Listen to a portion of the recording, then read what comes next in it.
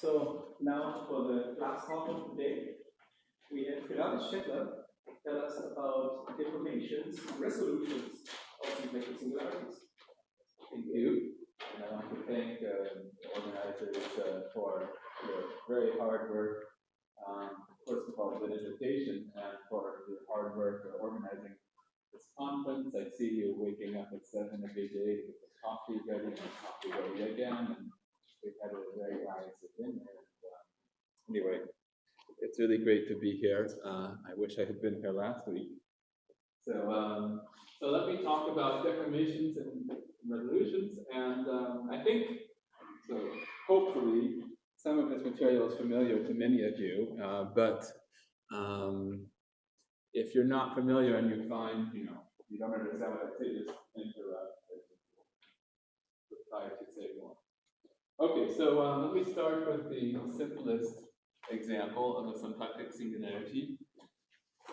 Again, almost all of my talks, I end up speaking about this example. So there's so many ways to realize it. So we have, as has already been mentioned, there's many different ways to think about this example. So we could think about it as the quotients, right? We could think about it as a nilpotent cone. If any of these ways aren't familiar to you, just tell me. We could think about it as a Nakajima quiver variety, or Higgs branch of a quiver, of a, what you call a unitary quiver, right? That's mathematics often called a Nakajima quiver variety. So there's the different ways I know of to realize this quotient. What do those subscripts stand for? Yeah, so this means, so the first parameter is the deformation parameter. Let me just say it here. So m lambda data basis lambda data.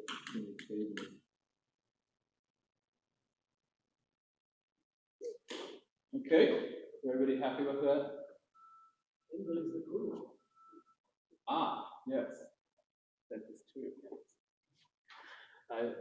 I'm still learning from all of you what Coulomb branches are after all of these years. So I'm not too good with it, but yeah, in this case it's the same quiver, right? So you could also think of it. And there's one more. There's another. The other one that might be this guy. It's like U1 with a charge to hyper. U1 additional with a charge to hypermultiplet. It's not popular. U1 with a charge to hypermultiplet. Well, you can write as a. How do I write that? Instead of two charge 1, you have 1 charge 2. You can write as a non-synchronized addition. Oh, you mean this one? Is that what you mean? Yeah, it's a notation to explain the notation. Is this what you mean? Of course, we can also replace it by with an arrow. Sorry? Yeah, you can orient, but it doesn't matter how you orient. No. I think it doesn't matter. Yeah. Let's give this one example.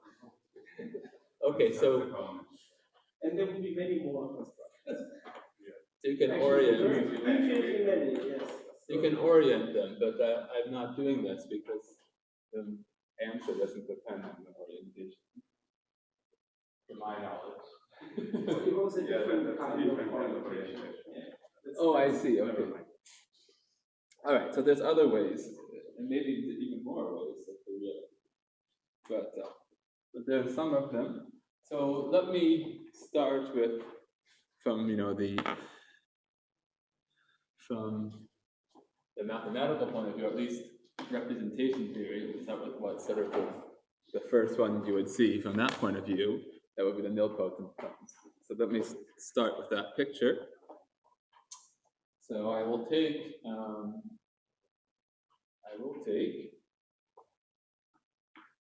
in this case we have this T star P1 resolving the nilpotent cone. The nilpotent cone sits inside of the hole in the algebra. Right? Just stop me if you need more explanation about anything. And now we can complete this diagram. There's something here which we could call SL2 tilde. This is a special case of what's called Grothendieck. Look at this arrow here. It's a special case of what's called Grothendieck-Springer resolution. This will work for any semi-simple Lie algebra. But I will just write down the SL2 case. If you're interested and you don't know it already, then you can generalize this.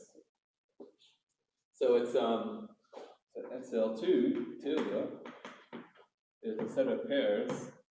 Maybe you should call it X. I'm not sure. X and L inside of SL2 plus P1 such that AL sits inside of L. And then if we take the T star P1, it sits inside as the same thing, but now we have the nilpotent term.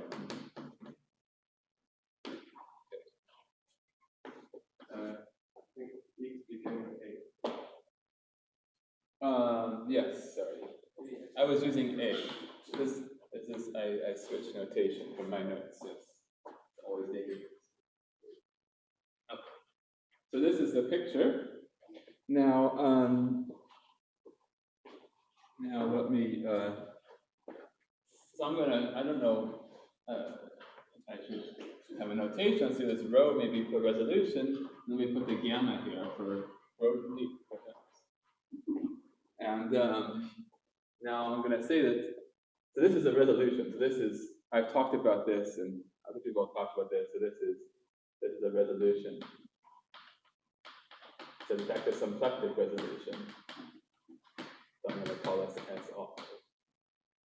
But this is not symplectic. SL2 is not symplectic, and this is also not a resolution. Right? So gamma is not generically 1-to-1, right? Because,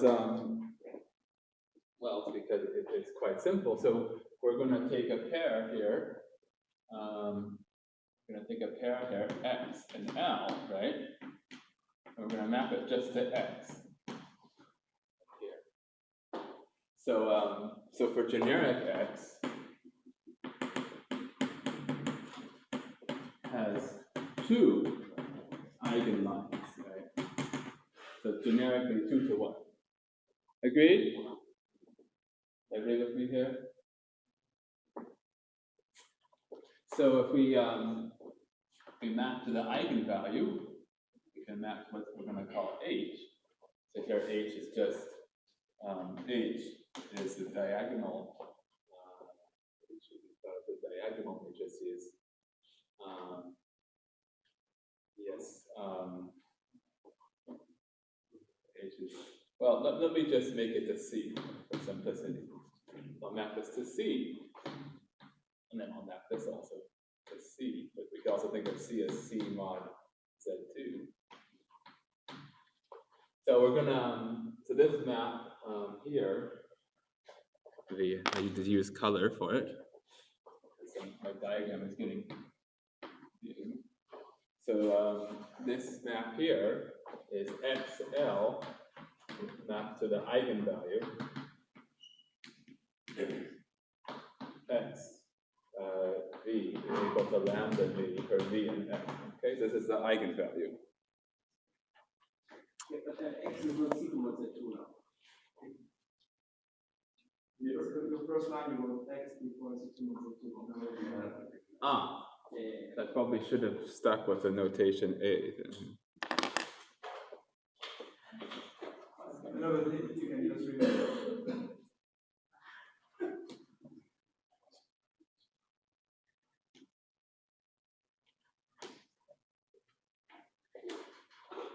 Oh, that's why I should have followed the notation in my notes. Okay.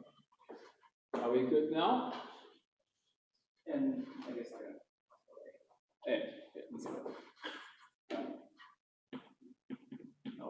All right, so now we have here a map. Well, what can we do here? We can take the determinant, right?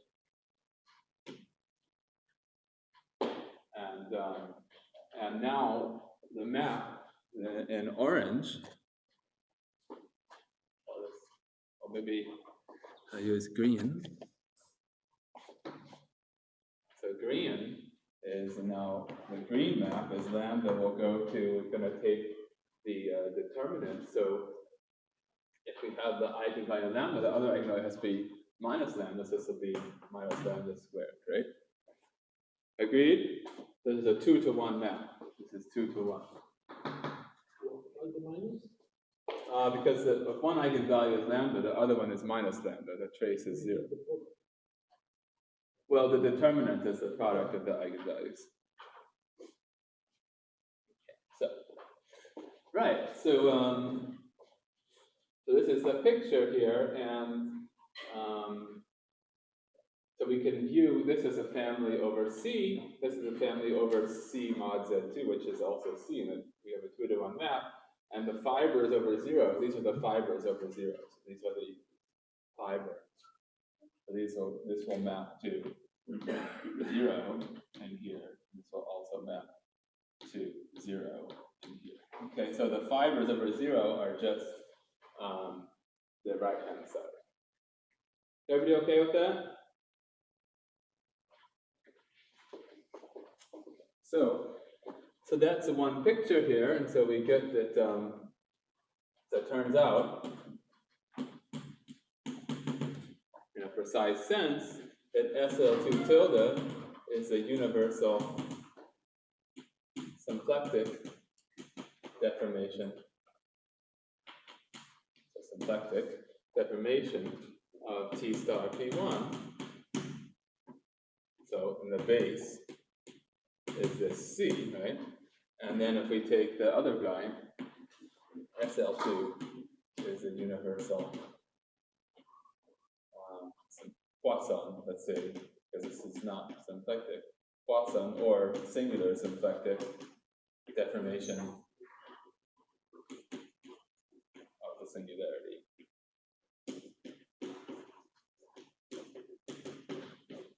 Okay? But now the base is, it's isomorphic to the same thing, but we should probably think of it as C mod Z2, which we could think of as the, well, I'll say that in a second. Is everybody with me here? Now, to get to the general case, I'll write it here. The general case,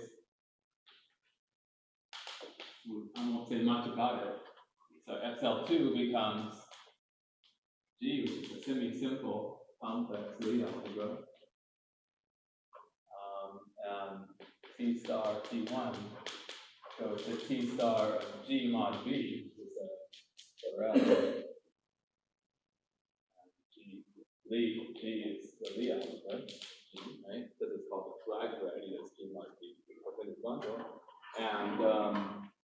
And then this SL2 tilde, SL2 becomes G. And G tilde is just the pairs of A and B, or B inside of G over L. Okay? Everybody with me here? So that's the general situation. I won't say much more about it, but the C will become H, which is the Cartan, and the C mod Z2 will become H mod W, W is the alpha. So we'll get a W to 1 map. Is everybody happy with that?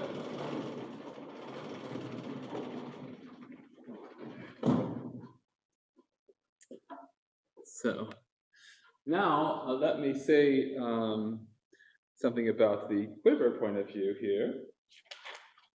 The quiver viewpoint.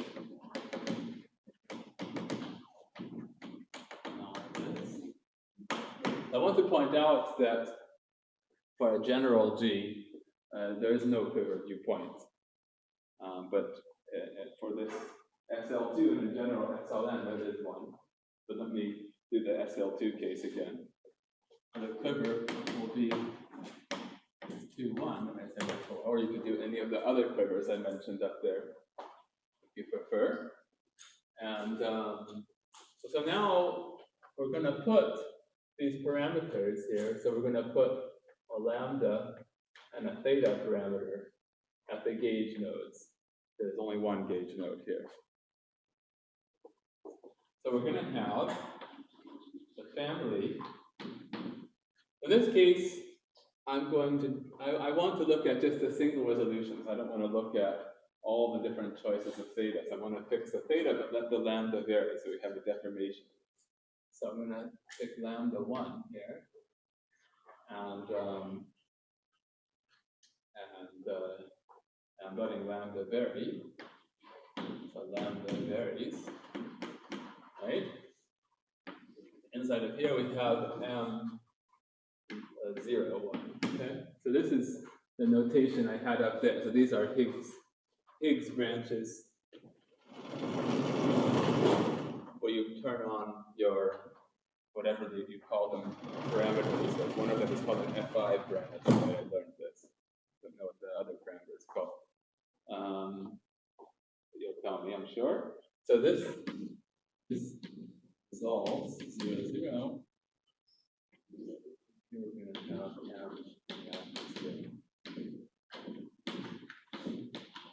okay. But now it's the same family. Lambda is just parameterizing. So these are now both over C.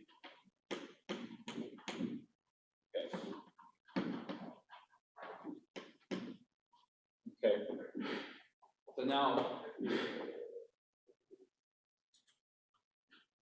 I should say it like that. So this is over C. So this is not over C mod Z2, and indeed, M lambda 0 is isomorphic to M minus lambda 0. So it's so what's the way to say it? In fact, it's isomorphic to the set G lambda 0, 0, 0, G inverse for G in GL2, which we can then also identify with G lambda over 2. We just subtract the multiple of identity, G inverse G and SL2, right? And now this, now you see that it's if you say take lambda to minus lambda, we get the same orbit. Everybody with me here? So it's not universal. So this is not universal. It's not universal because you can cut it down to the by modding out by this equivalence to the one I had up there. Is everybody with me? Right. So what we actually have is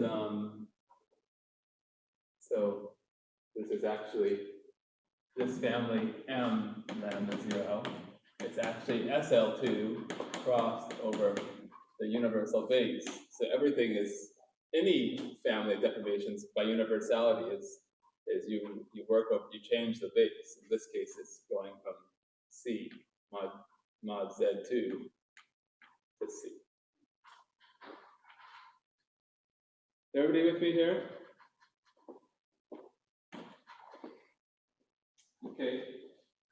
And now I want to make a remark, or maybe an advertisement, if we manage to have this hyperkähler discussion at some point. I hope we do. So remark that, but somehow I don't have much to say. But so if we're going to have this hyperkähler discussion, I'll need some people who know something about it. So I'm still learning. So the hyperkähler point of view.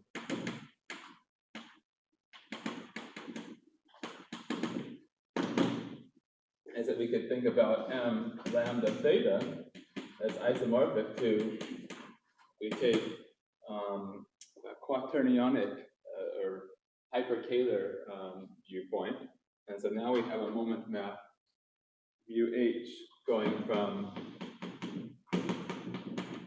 what we call T star rep Q. This is the domain of the mu.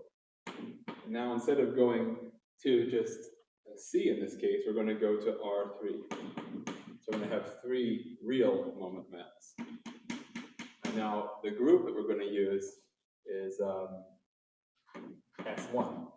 We're going to do a hyperkähler quotient. We're going to take mu H inverse of theta times I, imagine one imaginary direction, plus the real part of lambda times j, plus the imaginary part of lambda times k. And then we can take the theta, we don't need to have a theta anymore because it's right here. We're going to take the quotient by S1. Okay, so this would be another way to view this guy if you're viewing it as a hyperkähler instead of just only. So hyperkähler is more than being polymorphic symplectic. Hyperkähler has also this thing called a hyperkähler metric, or you can think of it as having 3 different complex structures and a metric which is Kähler for all of them. Everybody with me here? So from this point of view, then M01, which was T star P1, and M lambda 0, which is isomorphic to some affine subset. This is affine, but this is not affine. This is affine. I could have mentioned that. So this is not affine. So it's actually projective over affine. This guy is affine. So the affine things are the things that sit inside of Cn. So this has some circle, some sphere in here, and it's a sphere, if I did things correctly, of some radius lambda squared over 4. Okay. So we see the radius of the sphere, the parameter lambda up to plus or minus lambda is determining. Definitely, this has to be correct because it only depends on lambda minus lambda up to the constant divided by 4 because of the matrix like that.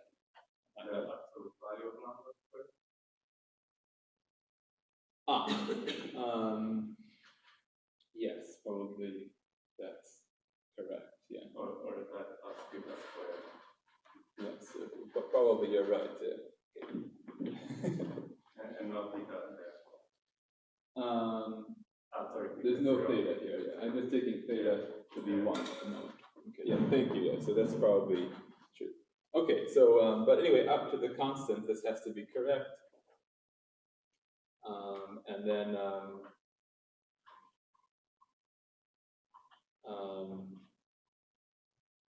yes.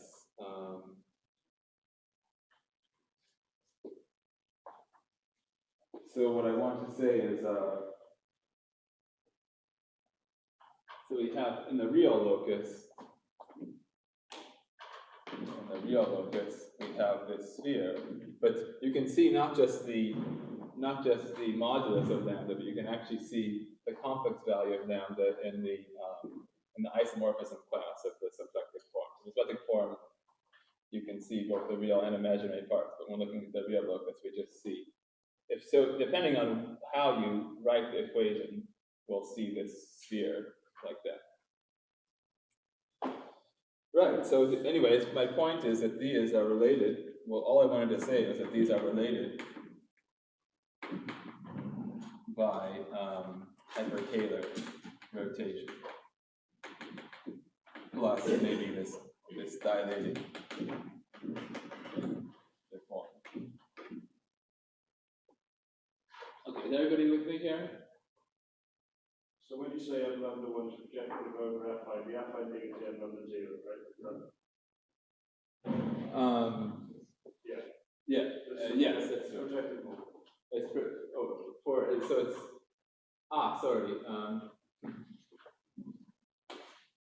You're right.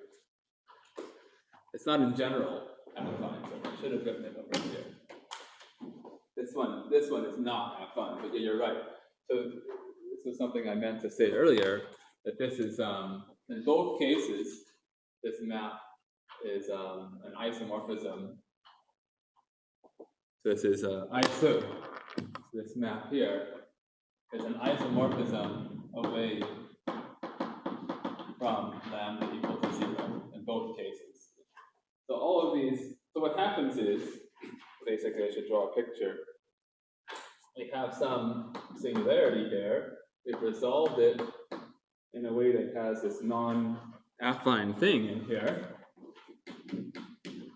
We've resolved it, or we've smoothed it out.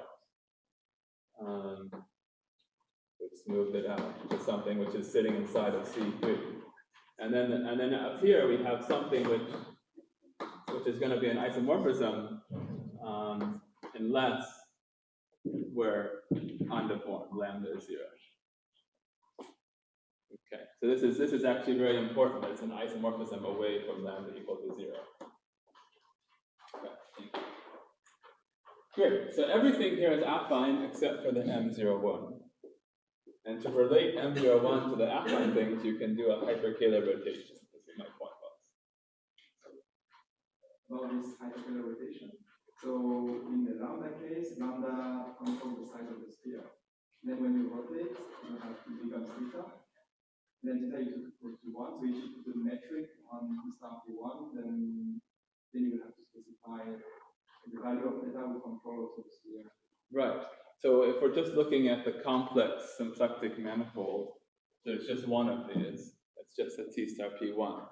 But if you want to look at how the different lambdas change the structure, we have to consider this as a hyperkähler, not just as a complex symplectic. And then indeed it's the Kähler class that should be relevant here, the class of the metric. Does that make sense? Yes. I'll say more about this later. Actually, I don't know much about that, so this is something I want to learn. Will help. Any other questions? Okay, so right, so that's the picture. Now I want to talk about the generalization. Let's see how much time did I spend. Okay, hopefully that was helpful. So now, and I want to talk about generalities.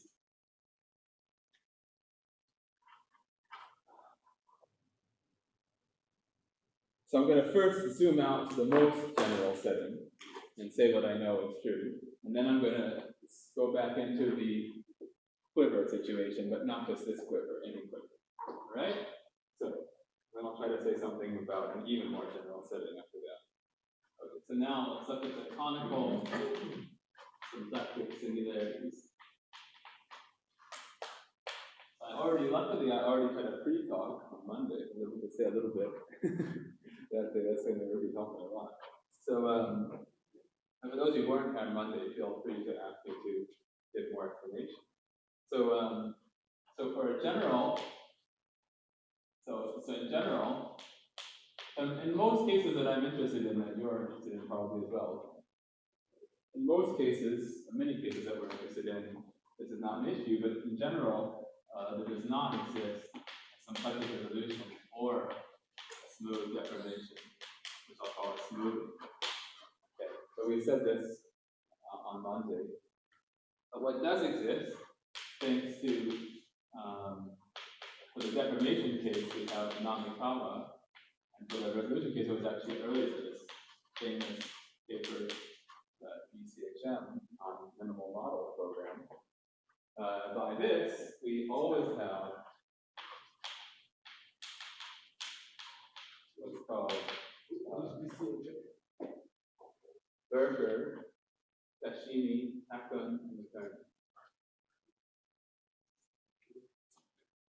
So our colleague Paolo Cascini is most famous for this case. Has hundreds of citations, and most of the hundreds of citations are all about this one particular result that I'm using here, which is just a corollary of the thing. Okay. Right. So by this, we always have. So Namikawa was in the deformation. So this is the deformation. And this was the resolution. Namikawa also said more about the resolution. Anyway, we have a universal Poisson deformation.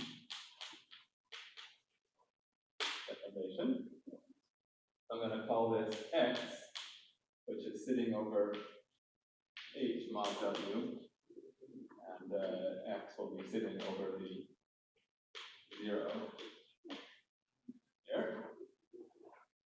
Okay? We always have a universal Poisson deformation and a generic fiber. It's this thing that we call Q factorial terminal. So if you don't know what Q factorial terminal is, I said it on Monday, but it actually isn't so important for the talk what exactly this means. But it's the closest you can get to being smooth in this setting. Right? And so that's we always have. We also always have what's called the Q factorial terminalization. That's like a resolution. And everything, all the properties we put the resolution before, except that this is not smooth. It only needs to be what's called Q factorial terminal.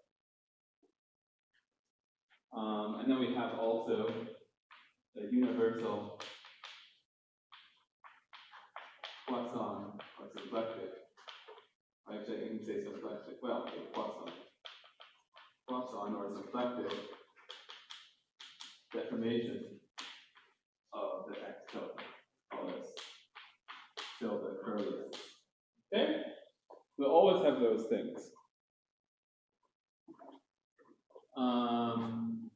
Yeah. And do I want to arrange something? Yes.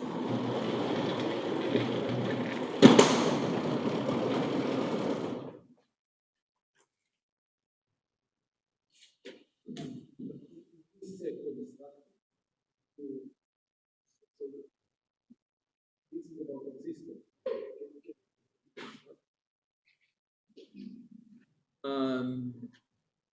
I would say no, not constructive. For example, if you know what the face is, Sorry? you know what the face of the deformation. Yes, I will say that. Yeah, thank you. I will say more things, and if I miss something, please tell me. I can put it down as well. So I'm erasing this diagram, but I'm actually going to put it back. Make it easier if I get to erase everything. Sorry. I have a question. So here when you write x goes to h over w, so the x now you assume it's anything. It's just each fiber here is, so the fibers are the deformations, the fibers are symplectic singularities as well. What is w and what is it? I will say it. You will say. Okay, so here, H is H2 of the smooth locus. This is the smooth locus, the regular or smooth locus of the x tilde. Smooth locus. Okay? And W is called the Namikawa violet group. Or sometimes called symplectic Galois group, at least in the Gertin-Evans paper. Right, and this is a product of Mile groups over the codimension 2 strata of X. So for each codimension 2 stratum, you look at the slice, you have a value associated to that, which could be ADE or it could be a folding of that. Okay. This is the situation. And then we get a diagram. So this is, I should maybe also say this is also to be thought of, let me, I forgot to tensor by C. Right, because I want it to be a complex and not a, otherwise this is usually Z over Z, it's a abelian group, so it's tensor by C. This is also isomorphic to the Picard group of this X tilde ray. We can also tensor by C.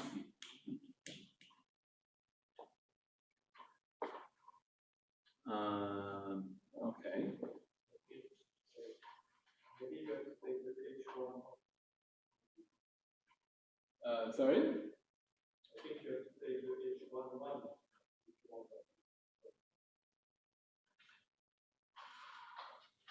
I don't think so. Do I need to- for the well, this is definitely true, but let me say for here, that x tilde is smooth.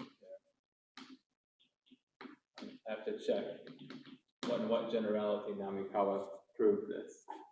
If x tilde is smooth, then this is true here. Let me check that. So if you have a symplectic resolution, I think it's automatic that one homologic classes from algebraic cycles. Yeah. So there might be a modular result. Yeah, that is right. That's what I'm saying. So for symplectic resolution, then so definitely when it's smooth, I know this is right. So should check whether Namikawa proved that, whether someone has proved Namikawa proved that we can do this smooth focus as well. All right. So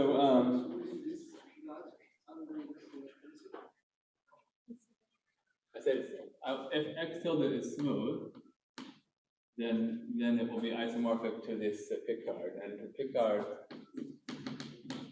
of Y is defined as line bundles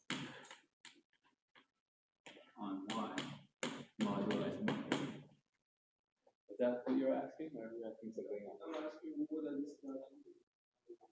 Sorry? He's asking Z and the tensor. Smooth locus Z. It's a cohomology with Z coefficients. Yeah, if we take cohomology with Z coefficients, and we can tensor over Z with C. That's the same as. It's just the same as taking cohomology with C coefficients. Is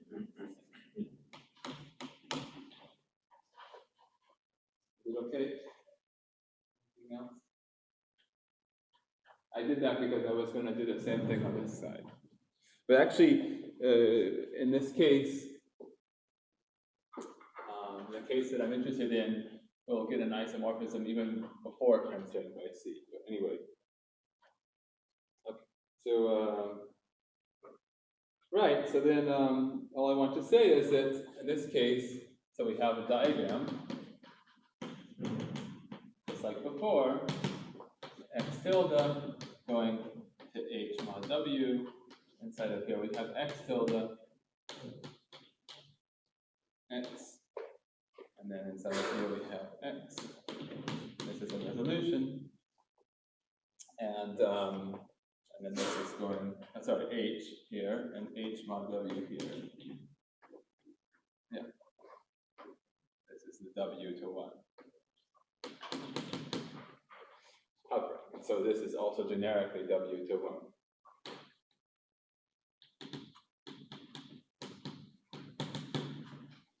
All right, so we have this picture.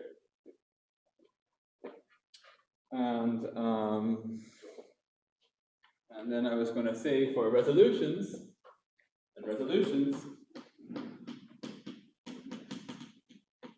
these are classified by some elements, you call it theta, inside of the pic of x tilde reg, up to some equivalence. I'll say more about that later. There's only finitely many. So I'll say this more later, but you can divide this Picard space into regions. So you have some cones, and the cones are in bijection with the resolutions. If you wanted to keep track of the Kähler class, like I was saying before, then it would matter what the theta is. But if you just want to know the isomorphism class of the resolution as a holomorphic symplectic thing, then it only matters what cone you're in. There's finitely many. Okay, is everybody okay with this? That's the general picture. And now I want to say something about the quiver case, or the Higgs case. So the Higgs case. Maybe let's have this. Can you tell us why the mentioned two strata are prominent role? Yes. Yeah, so the codimension two says, so basically, yeah, so there's lots of things that one could say here. Let's say more here. Note, any partial symplectic resolution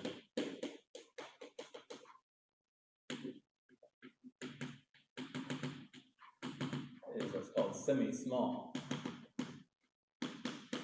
This implies that the preimage of a codim 2K stratum has codim at least K, right? So therefore, the divisors, what are called exceptional divisors, or hypersurfaces, in X tilde are exactly the preimages, maybe the closures of preimages of the codim 2 stratum.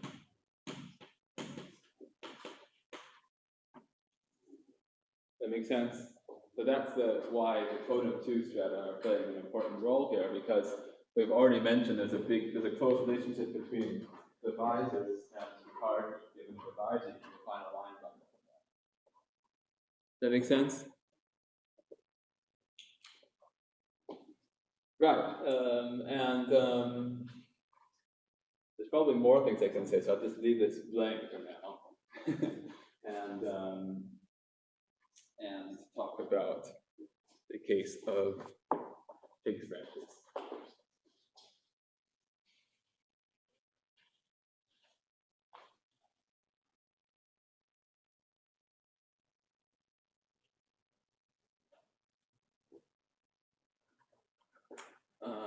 Okay, so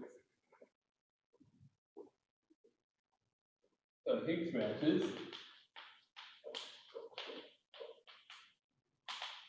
X will be now T star, let's say V mod G, because mu inverse of 0 mod G, where G is a reductive group, and G is a G representation.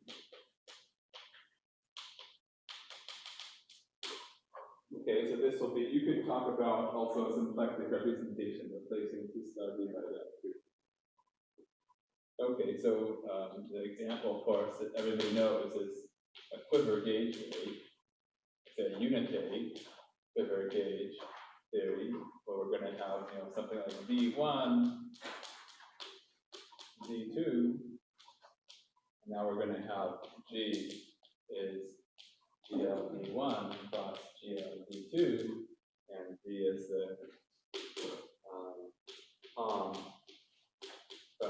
the D1 dimensional space to the D2 dimensional space. We're going to have two of those in this case, and we're going to have one from D2 to itself. Okay? So everybody probably knows that, but this is the translation there. And then the moment map in this setting is going to go from rho, which is inside of T star. So this is the representation state of the quiver. This is going to go from T star to Q, but you can also think of as representations of the double quiver. For the double quiver, you add an arrow back every time you have an arrow in the opposite direction. And this is going to go to the sum over all edges. These are the arrows of Q to rho A, rho, this is going to be A star, this is A, it could be B and B star, okay, minus, I ran out of space,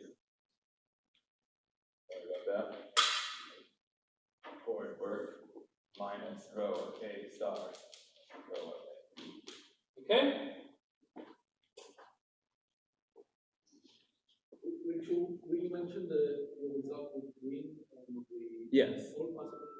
Yes, that's what I wanted to do, yeah. I shall try to hurry up a little bit.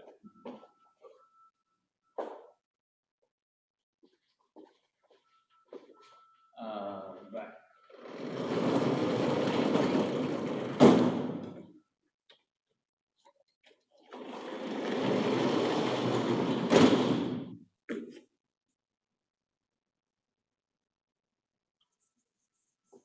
So in this setting, well, in general, for the reductive group setting, it's quite complicated to understand, explicitly compute what you're getting. But if it's a quiver gauge theory, actually it turns out you can say a lot. So Amiens was just mentioned. So with Gwyn Bellamy, we classified when, for example, there exists a symplectic resolution, like which quivers have that. And in a more recent work, we classified the resolutions. I want to say something about that. That was the recent work with Alistair Craw as well. I can't see what's written below the subsign A, and Q1, and then arrows. Arrows, yeah, sorry. Handwriting. Okay.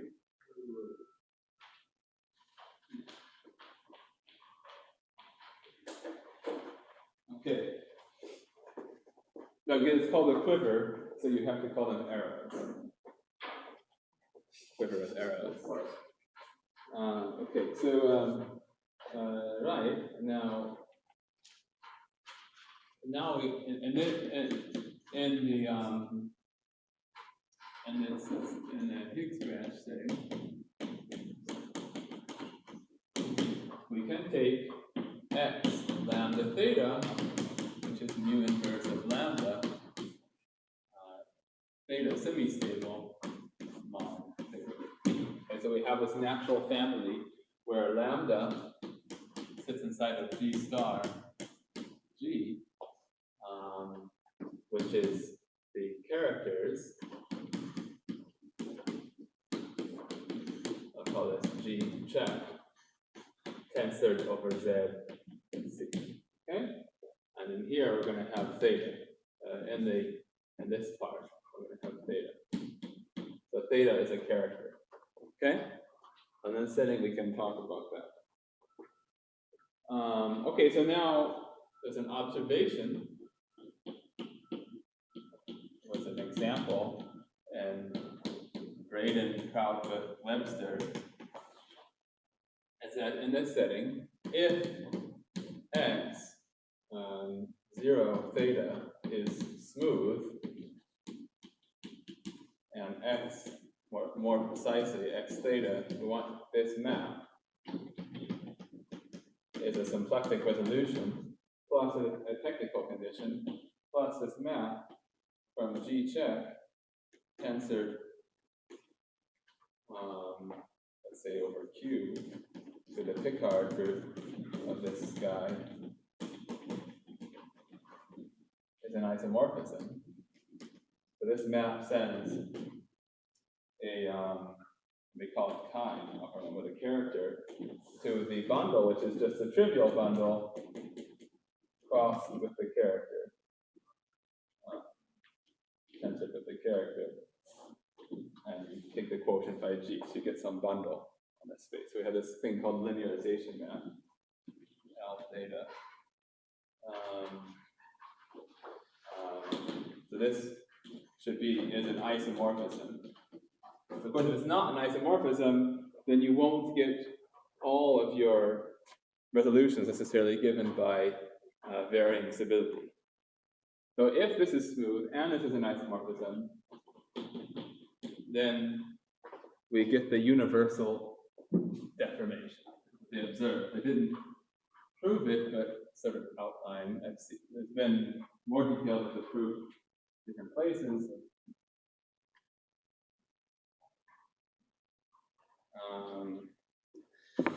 Yeah. So then in this case, then the x lambda theta is the universal symplectic deformation of x0 theta. Okay, and the base is this G star G, and then you can then, using Namikawa, and by Namikawa comma, this implies that this, let's call this guy H mod W is the base of the universal deformation, which is just X lambda 0 of X. Okay? So the proof was not really written to my satisfaction, so I was still trying to get the details right now, but basically you need to use something called Duster-Heckman formula for the class of the symplectic form to relate it to the lambda. Okay, so now I want to tell you about the definition story, or the resolution story. Do I still have time? Sorry? Braden, Proud, Webster.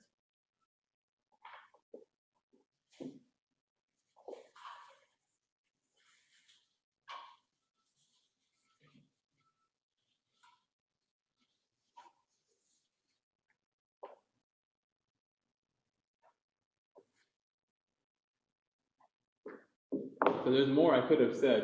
I ran out of the chance, but I could have said more about what the chambers are that give you the resolutions, and which parameters lambda give you something singular. So I'll say more about that in a moment. But let me just continue here and go on to the resolution story, and I'll say it again. You mentioned the Heckman formulas, that's some equivalent homology of H. There's something, the Duster-Heckman found a formula for the class or a symplectic form. Basically, it's given by this lambda, I guess. Oh, then it's it. It's not the equivalent of the formula. I don't. It's another formula. I don't know if it's related to that or not. Okay, so but this is something that I haven't written down the details of, so I can't say too much about it. So let me say what I can tell you about resolutions. So resolutions. So there's a parallel story. So now projective symplectic resolutions, or Q factorial terminalizations are parameterized, as I said before, by these line bundles. Not all line bundles, but the ones that are so-called movable line bundles. Sorry, just X tilde.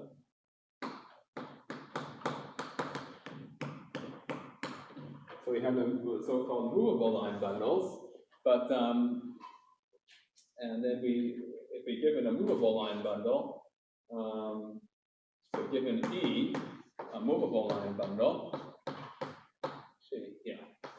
then we can map it to this thing called XE tilde. We can modify the X tilde using the line bundle, and we get that projectivization of the sum of sections of powers of the E. Okay.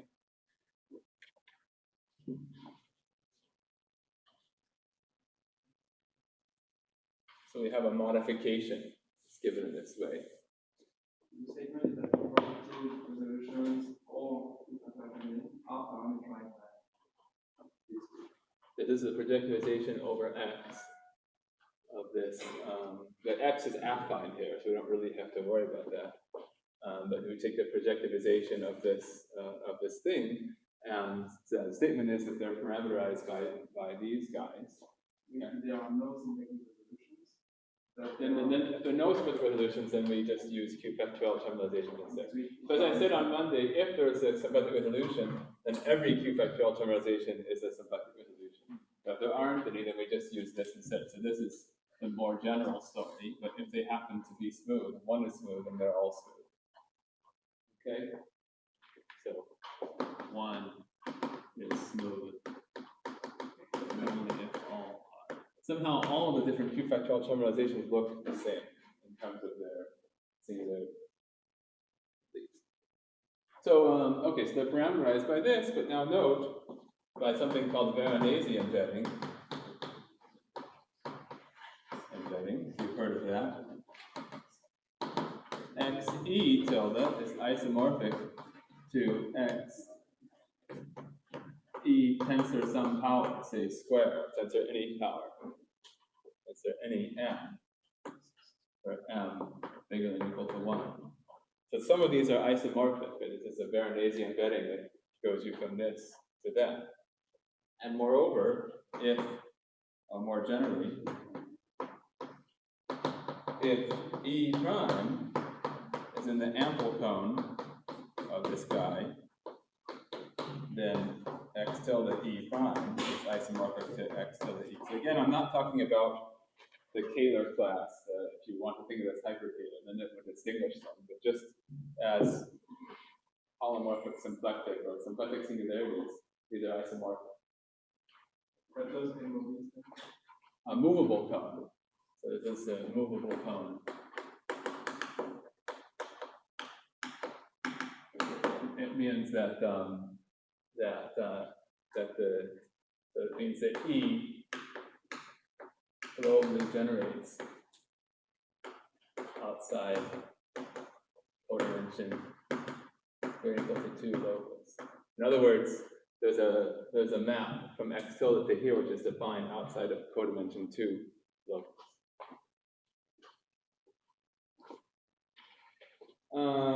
Right, and so otherwise you can't modify it. If it's an anti-ample or something, then you would not get anything this way.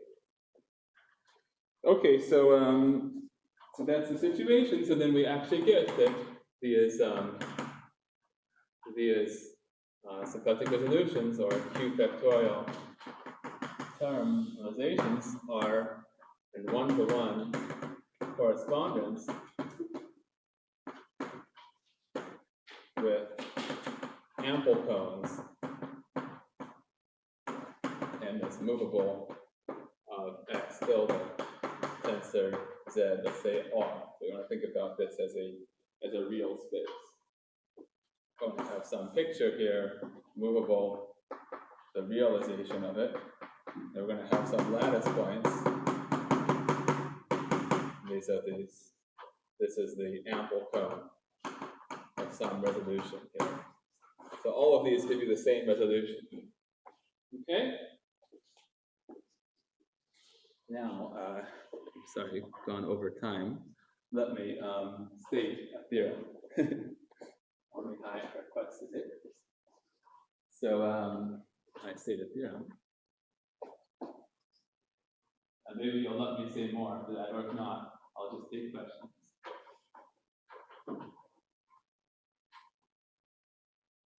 Theorem.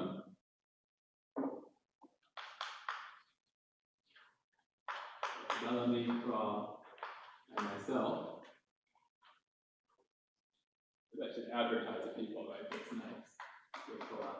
I didn't give the same courtesy to BPW, for example, but I should have. Okay, so if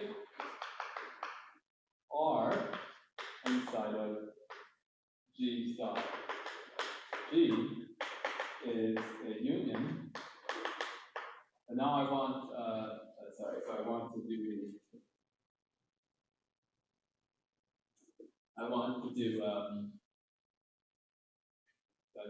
pick. So I want to do G check tensor over Z. If we have some region, it's a union of chambers, so cones of maximal dimension, we might call them bulk, right? Maybe I shouldn't say that word in this context. So you have a union of chamber of closures of chambers. Okay, with some hypotheses such that, so it's called a C bar, such that for some C, theta is C, then x theta, x0 is q factorial terminalization. Or if you prefer, you could do this for a symplectic resolution. Okay. And so some conditions. Also, this L theta I was talking about before.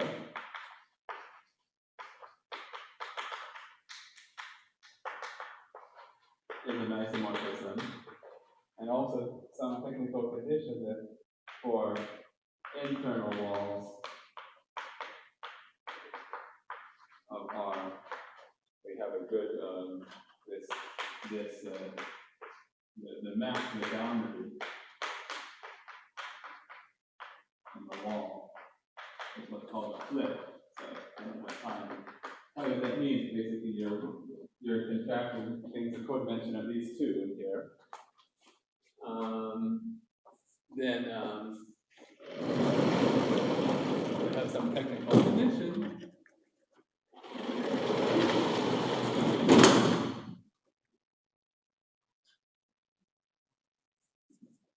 And that on the boundary for exterior walls, boundary walls, right? Then this x theta plus to x theta 0 contracts a divisor or more. At least contracts a divisor or dimension. X theta 0 is less than dimension here. So either it contracts everything or it contracts a divisor, right? Okay, so if we have one of those things, so this is a technical condition, then this L theta identifies R with the movable cone. Movable cone of x tilde, and these Q factorial terminalizations. In fact, all terminalizations you can get this way, but Q factorial terminalizations are in one-to-one correspondence with the chambers. Let's see. That's what we get. And if you want to do all terminalizations, then you can go to the boundary walls of the chambers, and you get all. You can get all terminalizations that way. The terminalizations, the terminal ones are the ones in the interior, and then if you go to the boundary, you get also where you're not terminal. So that since I'm essentially take over time, So if that is from some chamber, and then you use the last point to move to another chamber to an internal wall. Right, this is a condition here. So if we go from one chamber C minus to C plus to C minus, then this is on the boundary. So C plus, C minus, and we have theta 0 on the boundary. Then the statement applies to all chambers. Yeah, the statement we want is for all chambers, yeah. For all internal walls. So you have to check something for this to work. But I want to point out, note, actually the theorem is for arbitrary EIT quotients. So it's not just for a Higgs branch, it's not just the symplectic statement.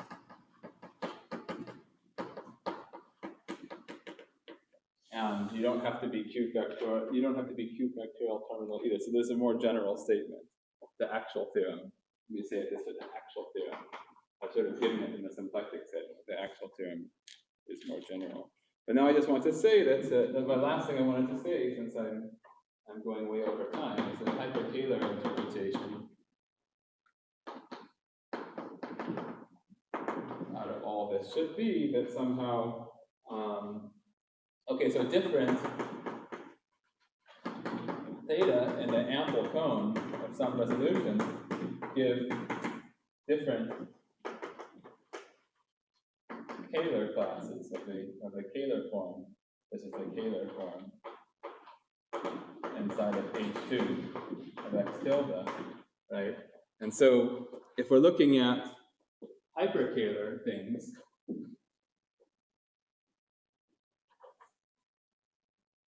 so I should say that this So this R is so R is a fundamental domain. I didn't say this before, but it's a fundamental domain for W. That follows from that was proved in BPW for the movable cone. They said this was a fundamental domain for W. This was the result of BPW. So because we get this is a fundamental domain.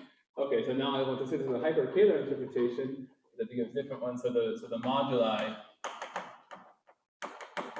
of hyperkähler deformations, say, so we're looking at so up to some equivalence. In particular, we care about the Kähler class here. We're going to look at the holomorphic symplectic thing together with the Kähler class, should be parameterized by R3 tensor G check mod W. So inside of here we have the R tensor G check mod W. These are the resolutions together with the Kähler class.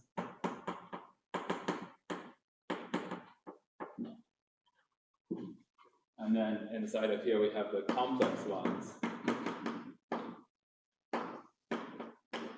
These are the deformations.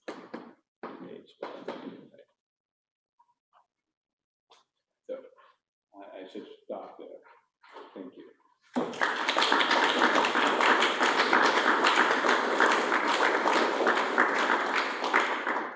I didn't say anything about the last point. Are there questions? Yeah? Yes, there's a finite number of chambers. Yeah. Yes, I wanted to say this, but then I didn't. But so there's a hyperplane arrangement, and we describe it in the quiver case arrangement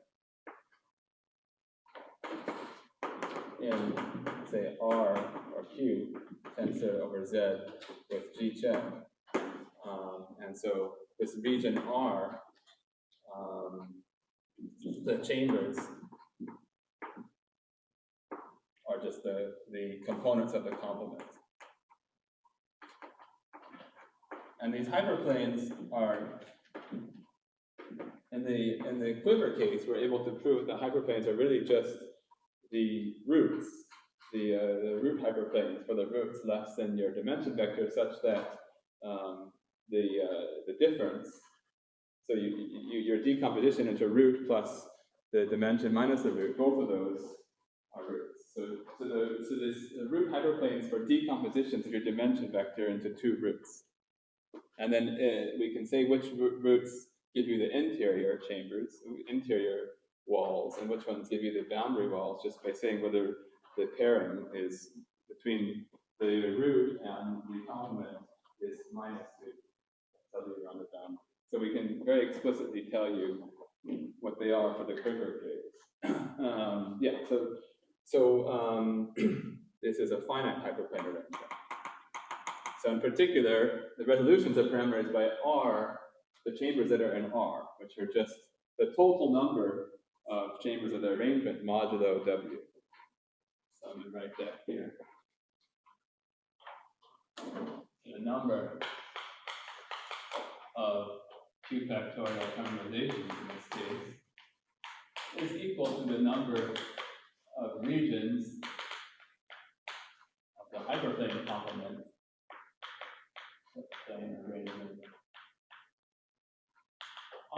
the number of components modulo the size of this group W. I didn't say what the group W was, but that in the quiver case, you can also describe that. So that's finitely many, but actually, remark, this is already known, ECHM show in general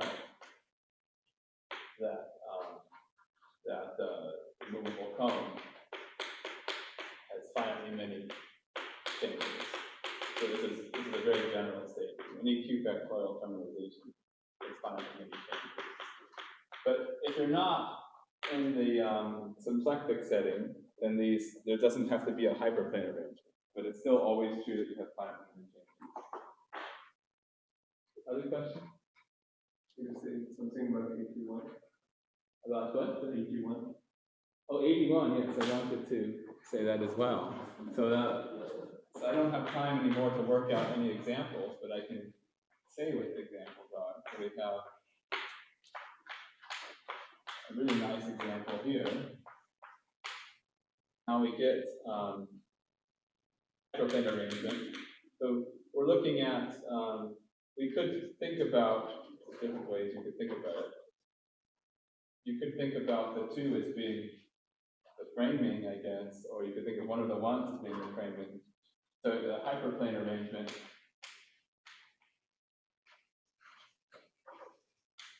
is very explicit. In R5, we have the coordinate hyperplanes. This one is closely related also to the moduli of pentagons in R3. So this is like a hyperkähler version of the Kähler moduli space that was studied by Kerwin and others of pentagons in R3. The hyperplane arrangement in 5 has the coordinate hyperplanes, and it has also where some sum of indices is equal to the sum of the complement. Okay, I didn't. I have to make sure of that. Something like this. So it's a very explicit hyperplane arrangement, and then the Weil group is Z2 to the 5th power, and then you can actually compute from this very explicitly that 81 regions in all, so 81 resolutions. Yeah. So we can write everything down in this case. And then you can generalize this to these quivers where you have more legs. But this particular one is really nice though, because the Higgs branch, is isomorphic to this quotient of C4 by a finite group. This was actually observed by yes. I forget how to pronounce his name. Yeah. This is isomorphic to a finite quotient, but we proved that when you have more than 5 legs, it's not a finite quotient. Of course, if you have 4 legs, it's also a quotient of C2 by the quaternionic. But for a higher number of things, we proved with Bellamy, Ryan, and Weiss that it's not. It's not a finite quotient, but we can still count the number of them. So we have like this nice formula for the number of them. For 6 legs, it's 1684 resolutions. So yeah, we're able to actually do this in some cases, but it's just a combinatorial thing. You look at the number, you have to find the number of hyperplane complement regions and divide by the order of the group. Yeah? So G here is the gauge group from the group you do the J. Yes, it's the gauge group. It's dynamic alpha group. Yeah, I didn't say in terms of G what the Namikawa group is, but I said in terms of the codimension 2 strata of the thing. In this case of the 81, there's just 5 A1 strata, so we get Z2 to the 5th power for the Weil group. And in general, for n legs, you have Z2 to the n, unless you have 4 legs, and you get the group, the type D4 group. So I'm not sure if that's the question, but the Namikawa vacuum for Higgs functions in the quiver is the vacuum of the Coulomb function. Right, yes, that's true. Yeah. Okay. So this is what gives us the deformation because the nutrients and for the exactly the full non-abelian group of the supersymmetric. Yes, exactly. So here we see the Weil group in terms of the deformations or in terms of the resolutions. On the Coulomb branch side, we see it in terms of the Weil group of the symmetry group. Yes? Yeah.